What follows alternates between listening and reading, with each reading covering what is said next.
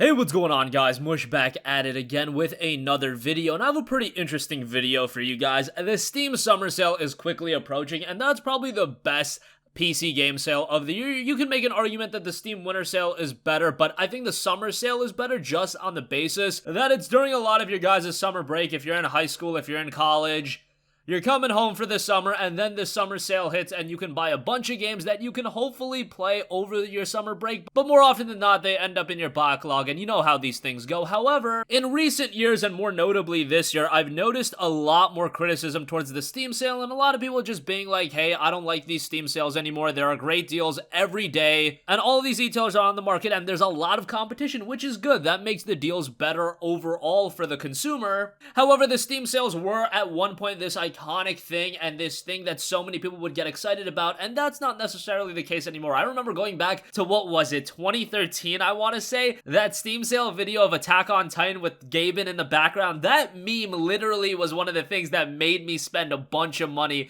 during that Steam sale. I think that was my first Steam sale, and that just got me really excited. I don't know why. That video is still up there somewhere, and I just find it to be such a great video. Look up Attack on Titan Steam sale, and I'm sure it's the first result, but it's hilarious, especially if you've seen Attack on Titan. But yeah, harken back to those days on when I was really excited for the Steam sale, because if your library was empty of games, you were just buying so many games. You were buying a Skyrim here, you were buying a CSGO there, you're buying a Left 4 Dead 2 over there, but at this point, I feel like most of you guys have already built up a robust library. If you're just getting into PC gaming now, obviously, then the Steam sale is probably going to destroy your wallet. But if you've been around the scene for a little while, you know, you probably own the majority of games that you want to own. Now, I've always been the advocate of Steam's got thousands upon thousands of great games. Yes, they have a lot of shovelware in there as well, but there are legitimately thousands upon thousands of great games. Well, there's no way the majority of you own all of them. I think I went through my Steam library. I own like 590 games, and I still have like 450 titles on my wish list, and all 450 of those games look really, really good, and I'm sure they'll all go on sale. Obviously, as I've mentioned before, use the wishlist as a way to make your Steam sale experience easier. But enough rambling. What I really want to talk about in this video, and I want to offer to you guys some ways to make the Steam sales a little bit better. Now, there's only so much you can do. Game deals are game deals. It's not like you can really do anything to make it a lot more enticing, and we've seen with Epic's mega sale, if you go a little bit too off the deep end, it can actually come back to bite you in the ass, because now games are being pulled from the Steam store, and you guys get the idea. But first of all, I would like there to be more interactivity in the sale. I feel like Steam really lost this a couple of years ago when they removed things like the flash deals, when they removed things like the community choice. I really dug those. Yes, for some people it made the deals a little bit more of a headache because you really didn't want to buy any games that weren't a daily deal or a flash deal, but that incentivized you to buy the daily deals or flash deals. And I feel like that actually got a lot of people to buy a lot of those games because you do have that short window and actually picking up a game for the best possible price. And it just made things so fun. Like every 8 or 12 hours, you would be on Twitter, you would be on forums, Reddit, whatever the case may be. The flash deals would update and you've got like 3 or 6 new deals to go over. Community choices were so much fun in that you could pick a game to go on sale and then people were voting against one another.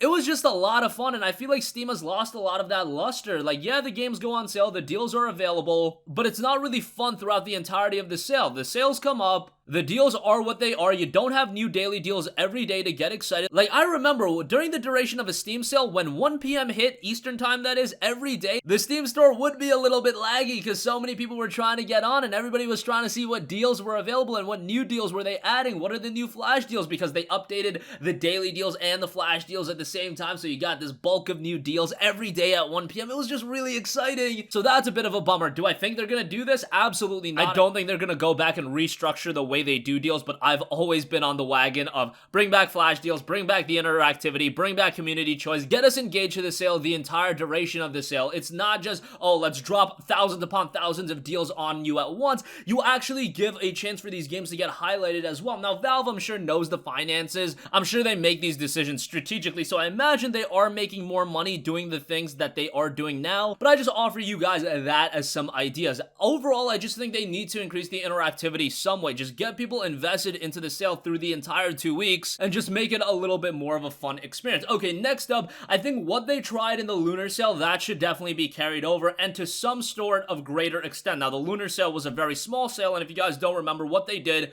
was if you spent over $30, you would get $5 off your entire purchase. It was a one-time transaction thing, just incentivize you to spend a little bit more money on the sale. I think if you're offering gamers $10 off of, say, spending $100, hey, that'd be pretty cool. Maybe $100 is a bit much to some of you guys. $75, whatever the case may be, try to work it out with the developers and don't do what Epic did when they tried to slash $10 off every game that was $15 or more, and then a lot of developers got upset over that. Work it out with the developers, find a happy medium that works for everyone involved, but give us those added sales, because I think that given that Epic did try to go off the deep end with their sale, Steam needs to fire back in a calibrated way. Now, obviously, it has to be calibrated. You saw how Epic really messed up their sale. Fire back with something calibrated, something that works for the consumer and the developer, and everybody is left happy. But I think what they did with the Lunar sale was definitely a nice addition. I also offer you my next point. I want to see more bundles curated with niche games. We see some bundles. We got the Valve bundle. We got these bundles from all of these different publishers. But what if we get bundles of these indie games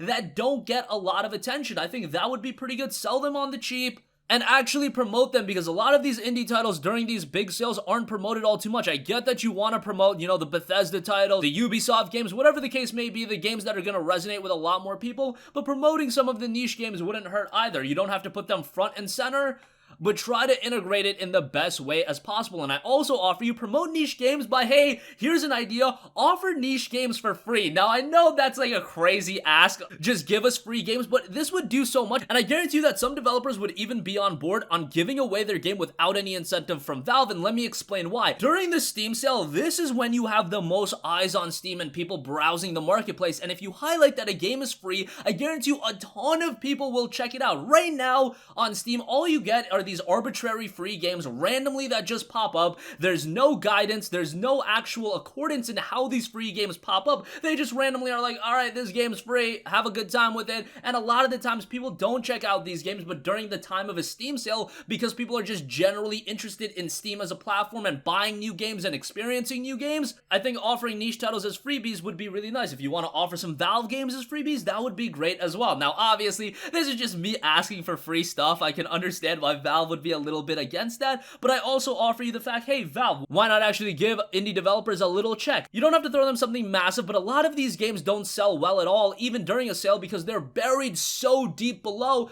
Give them some attention by offering them for free for a day. I guarantee you, to offer that game for free, given that it's not even going to sell that much during a sale, it wouldn't require a big monetary check. Given that Epic is writing all of these big fat checks to a lot of developers and publishers, why not curry favor a little bit that way? I think that's a great idea. But hey, I don't run Valve, I'm just giving you guys my 2 cents on what they could do, you know, just the idea of me asking for free games, that might be a little much, but hey, that's what the competition is doing. Humble was giving out free games during their spring sale, Epic is giving out a free game every week during their sale. Steam should get on board with that, and they have this gigantic flood of so many games. Do they actually dig through the store? Maybe that's why they won't do it, because they don't want to actually dig through their own store and find some interesting low-key titles that they can pay those developers and publishers a little bit of money to offer them for free, just to get people more invested to Steam as a platform. And hey, you curry good favor with everyone involved.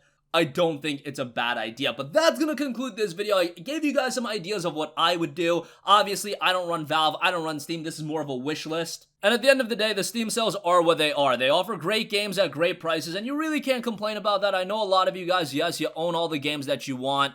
But for a lot of you guys as well that are trying to broaden your taste in games and trying to experience new games, there's definitely great games available on Steam. You just have to look a little bit more, because a lot of these games aren't promoted as hard. I try to bring some of these games to the front light, but obviously there's only so much one person can do. So with Valve's backing, it would be pretty cool if they offered things like free games of niche titles, if they did things like flash deals, increase the interactivity, if they do things like the Lunar sales element where they did offer an extra discount if you spend X amount of dollars, whatever the case may be. There are some interesting things that you can do, and this is just coming from me, one person. Valve is a billion-dollar corporation, and I'm sure they can think of some more interesting things, but really, are they incentivized to do so? More so now than before, but they're still gonna make money hand over fist, so it's probably not a big deal to them. But that's gonna conclude this video. Sound off with all of your thoughts in the comment section down below. Definitely interested to hear from you guys. Any requests for future videos you can leave in the comments as well, and I will catch you guys in the next one. Peace out.